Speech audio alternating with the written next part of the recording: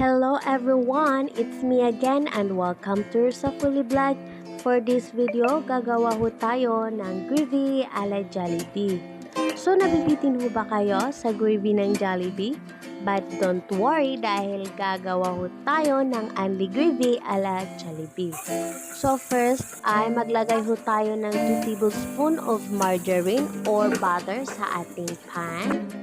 So, imimix lang ho natin ito hanggang sa ma-dissolve ang ating margarine or butter. And then, ilalagay ho natin ang ating mixture. So, ayan ho ang ingredients ng ating mixture. Sundan nyo lang ho yan. At huwag ho nyo kalimutan na haluin agad ang ating mixture para hindi ito mamuo. So, ayan. Halo lang ho ng halo hanggang sa ma-achieve natin ang ganitong texture ng ating gravy.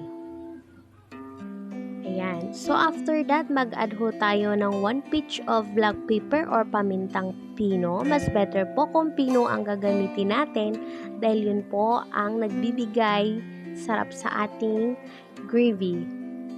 So, haluin lang ho natin ang haluin. And then, mag-add ho tayo dito ng 1 piece knorr cubes. Ayan, beef po ang gamit natin dito. Dahil mas masarap po pag beef ang ating ilalagay. So, mix lang ho ng mix hanggang sa ma-dissolve ang ating knorr cubes. Ayan ho.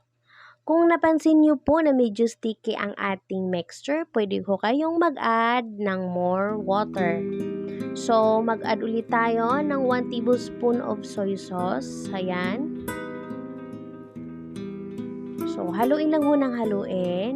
And then, ayan, ito na po ang ating mixture. So, yan.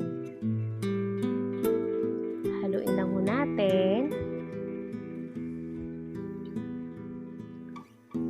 Sa mga hindi pa po nakapag-subscribe, please subscribe to our YouTube channel. Don't forget to click the bell button below para updated po tayo sa mga susunod nating video. So, ayan. Siyempre, hindi masarap ang ating gravy ala Jollibee kung wala itong chicken. So, mas masarap kung may chicken at may gravy at siyempre, kanin. So, ayan po. So, I hope you like this video and don't forget to like and comment and subscribe. Thank you for watching. God bless you.